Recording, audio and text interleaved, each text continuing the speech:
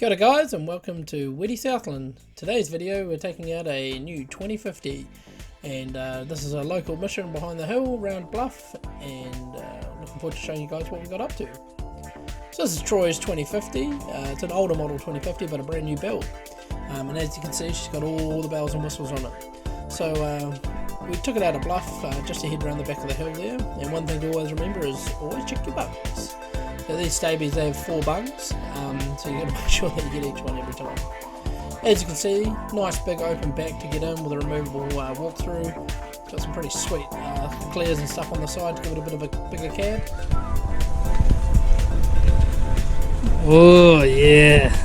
Check that out. Get your girls out. Here with Troy from Staby. What's the plan today, Troy? We'll punch around the back of the hill, see if there's a few fucking crays around, see what's happening. Beauty. Tell us about your 2050. So she's pretty basic really, couple wee mods, but yeah. I don't know what to say, eh? So I think we'll leave Troy in the welding shed. He's not exactly a natural behind the camera, but as you can see, it's a beautiful Bluff day. Real calm seas. Viz was like 10 plus meters kind of thing. It was one of those 1 in 100 days. A little bit of chop as we head out of the harbour, but as you can see, the old 2050 just absolutely eats it. So. Boys! Woo! So you can see here, this is what we're mainly diving today. It was that sort of 5 to 12 meter mark kind of thing. I'm coming down here, you can see I'm looking around trying to find just a crack or a hole to look into, and I've spotted one that I can see was likely got a cray in it, and then as you can see here, here's just a little buck sitting in there nicely. Just filmed him today and left him behind. But as you notice, you're coming around, looking at all the cracks and crevices, so getting right down low, and I didn't realise Pete was filming me, but filmed just after I'd already grabbed this one out of one of the holes, and as you can see, a celebratory ride to the surface is always a must. Again, I'm coming down, so this is about 8 meters here, and getting right down on the bottom, and allowing my eyes to adjust. If you've got a torch, this is where it makes it way easier, but you can see I'm just holding my head right in next to the hole, letting my eyes adjust, and just allowing to see if I can see any crays right in further in the deep there. I'd spotted one earlier on, so I came back up, breathed up on the surface, so that when I'm coming down I've got plenty of time, don't need to rush my grabs. Knew exactly where I was going because the viz was good enough to locate the landmarks on the bottom, straight down towards them, and unfortunately for this little fella, a nice easy grab came the results of a big nice buck. So you can see where I've grabbed him right at the base of the horns there. You want to make sure you don't grab too far back, otherwise you're going to end up with a whole bunch of underwater chopsticks. This is Pete. He's done a fair bit of diving down here, but this is his first time trying to snag a Southland cray. And as you can see, he's located one, but again, end of the breath hold, so back up, breathe up, relax, and he knows exactly where to go because it's good viz. Otherwise, using the anchor to mark it, straight into the grab, and comes up with a nice little perfect size eating buck. So congrats to Pete.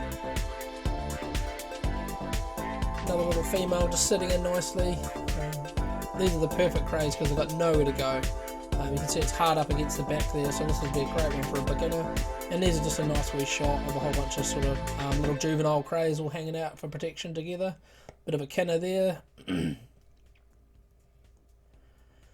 And Troy Boy Toys showing us how to lose a whole bunch of legs on the way up with another cray.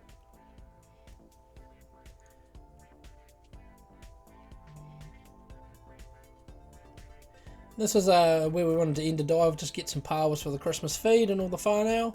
So this was in 3-4 meters of water, a little bit hazy. It's good to have a spot, so close to home. It's 5 minutes out of the harbour, if that. And obviously it's nice and kelpy, which I think provides a bit of protection for them from being seen.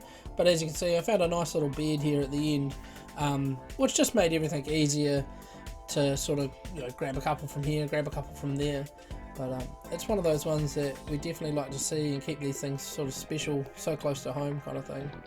But it's the beauty of Southland, isn't it?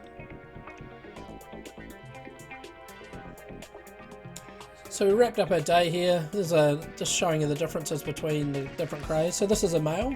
So you can see it's only got one set of pods on it, which are the little, here you go, my fingers are. So that indicates that they're a male crayfish. And they're going to be 54 from that pincer to that pincer there, well, part of the tail. And he was the smallest one we got of the day, but he's still a nice wee eater. And so I'm trying to grab one of these other bigger ones out because I'm trying to find the female that's in there to show you. So again, another male, so just a single set of pods on it. That's a good sort of 1 and a bit kilo cray, coming up to sort of a closer to a 2 kilo cray. And just obviously sliced my hand up trying to get him out, but that's okay. I think I just about find a female one. Here we go. So here's a female cray, bit of a squirter, flapping everywhere. So you can see that now what I'm talking about with the difference in the pods. So there's multiple pods on these, and on the back there, there's tiny wee pincer. So the females have a pincer on their back legs there. Pete just come up with a final bit of paua. And yeah, essentially that was us for the day. Awesome day out in Bluff, awesome time to go out on one of the older design 2050s, but a new build. And yeah, thanks for listening there, team, and we look forward to seeing you all out there. Cheers, guys.